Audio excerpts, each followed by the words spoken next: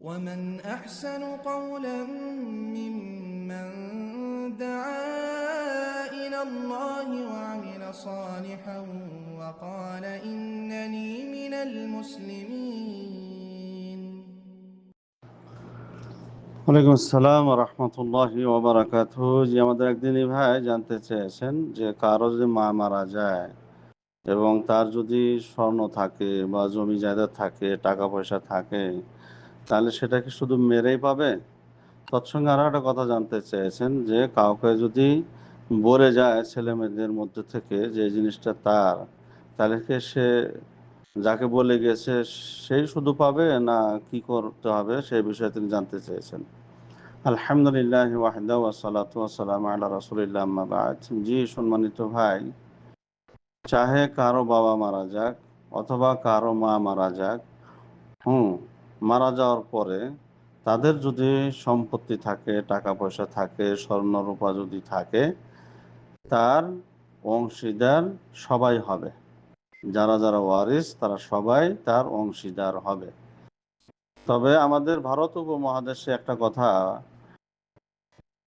পাওয়া যায়, সেটা হলো যে মায়ের সম্পত্তি যদি হয় তাহলে শুধু মেয়েরাই পাবে, এ কথাটা সঠিক না। এ কথাটা সঠিক না।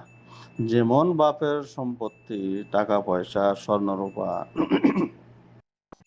ওয়ারিসিনরা সবাই পাবে, তেমনি মায়ের সম্পদও যিনারা ওয়ারিস হবেন তিনারা সবাই পাবেন, শুধু মেয়েরাই পাবে, এ কথাটা সঠিক না।